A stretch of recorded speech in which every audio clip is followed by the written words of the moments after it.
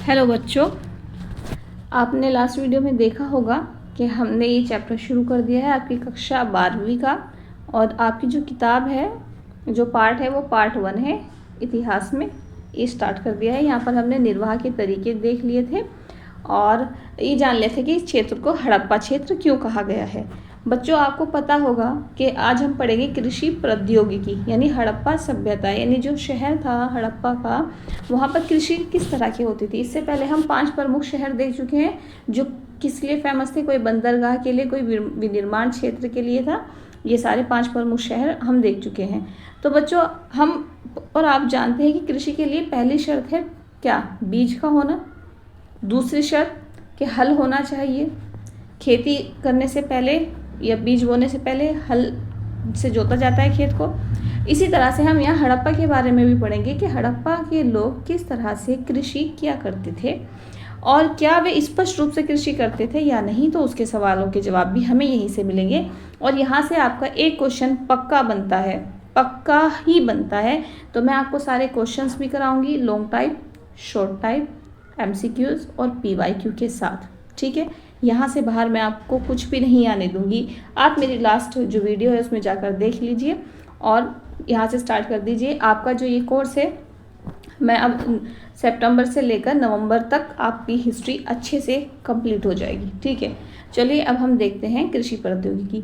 हालांकि अनाज के दानों से कृषि के संकेत मिलते हैं, यानी हम कह सकते हैं कि हड़प्पा में कृषि के संकेत मिलने के क्या कारण है, यानी किस आधार पर हम कह सकते हैं कि वहाँ कृषि हुई है। तो देखो, अनाज के दानों से, लेकिन वास्तविक कृषि विधियों के बारे में जानकारी नहीं है और ये कहना भी कठिन होगा। और खेतों में छिड़काव या बीज का छिड़काव किस तरह से होता था वो भी कहना कठिन है।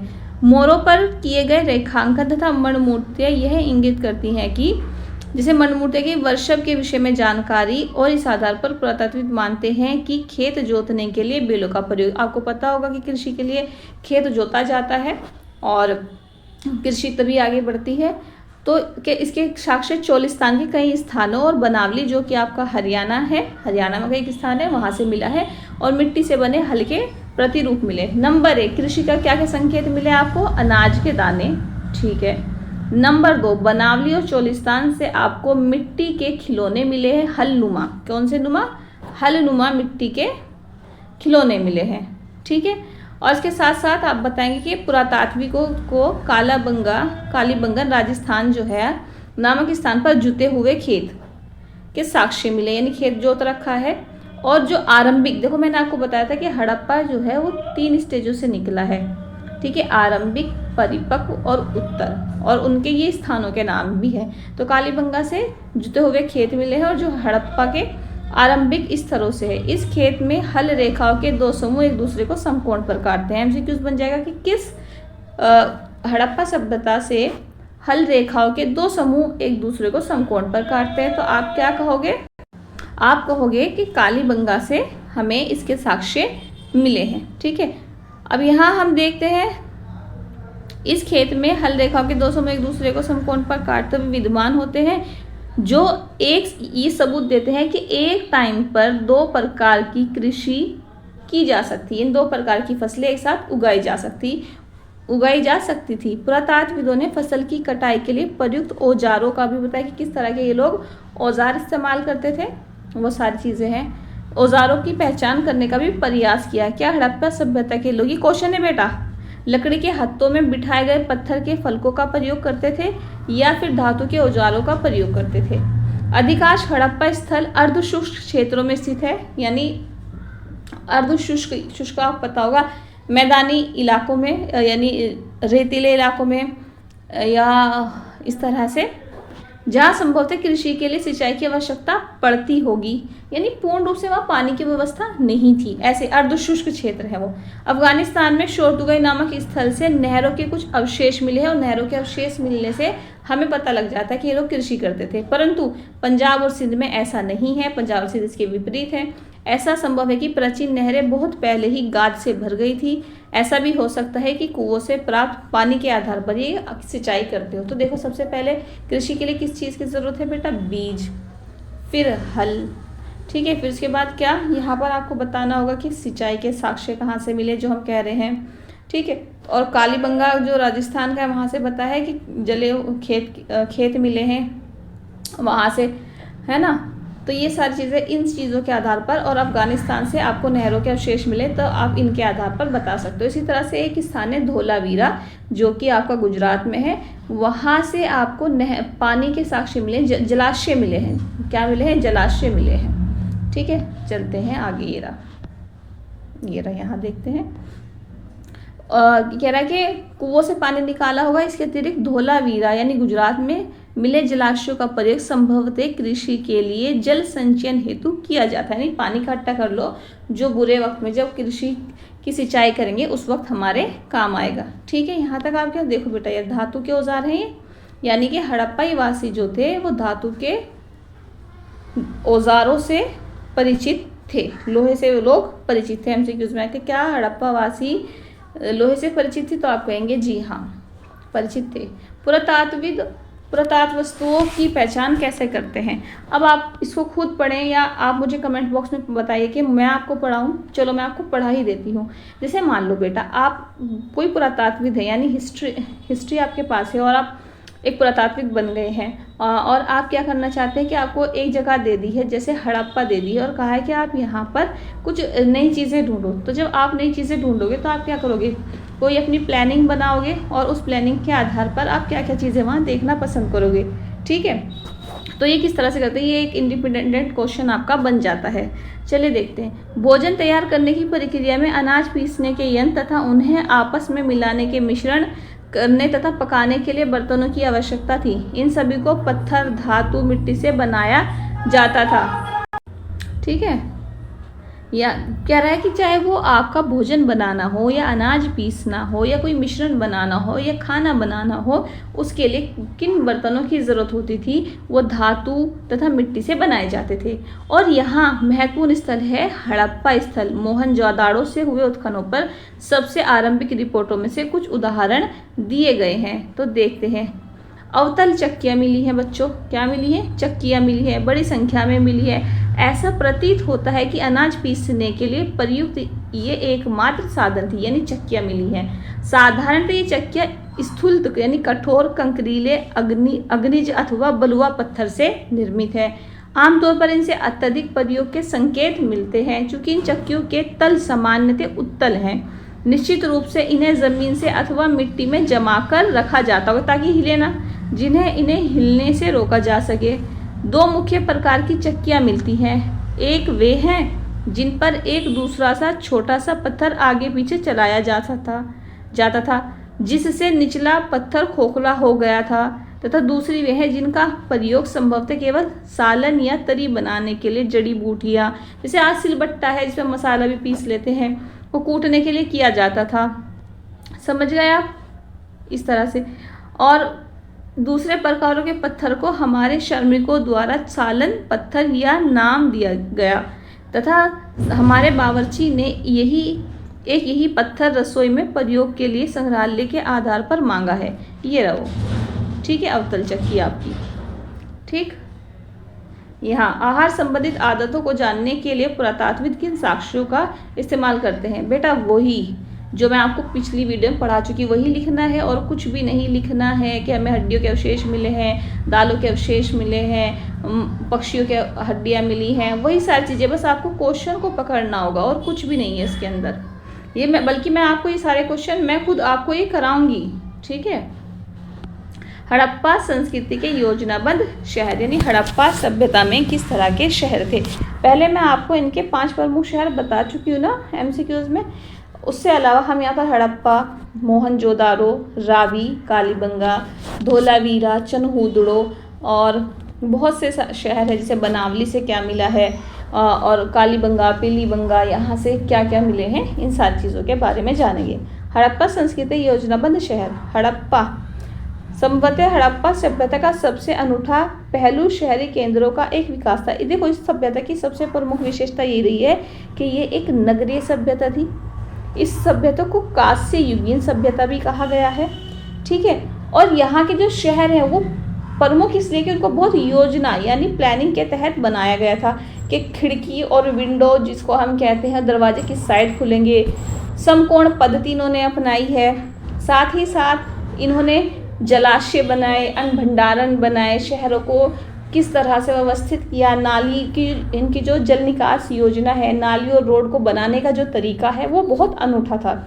आइए ऐसे ही एक केंद्र मोहनजोदाड़ो और सुषमता से देखते हैं, यानी उसका गहन अध्ययन करते हैं। हालांकि मोहनजोदाड़ो सबसे प्रसिद्ध पुरास्थल है। अब पूछ ले एमसीक्यू के हड़प्पा सभ्यता का सबसे प्रसिद्ध पुरास्थल कौन सा है, तो मोहनजोदाड़ो है। ये याद रखना, कॉपी पेंसिल लेके बैठा करो बच्चों सबसे पहले, और जो मैं अंडरलाइन करती हूँ उसको ध्यान से सुना करो। सबसे पहले खोजा गया स्थल हड़प्पा था, तो सबसे प्रसिद्ध या फेमस शहर कौन सा है, मोहनजोदाड़ो, और जो फर्स्ट साइट सबसे पहले खोजी गई थी वो हड़प्पा था। बस्ती को 2 भागों में विभाजित थी, छोटा हो लेकिन ऊंचाई पर बना हो, और दूसरा वही अधिक बड़ा लेकिन नीचे बनाया गया हो। तो पुरातात्विदों ने इन्हें अलग अलग नाम दिए हैं। ये आपका जो क्वेश्चन है यहाँ से आउट होता है। इस क्वेश्चन को आप यहाँ से अब जो मैं बता रही हूँ उसके बेस पर करेंगे। निचला शहर दूसरे किस प्रकार भिन्नता, बेटा ये क्वेश्चन आता ही आता है, लिख लो, ये आता ही आता है, ठीक है ना। एक मिनट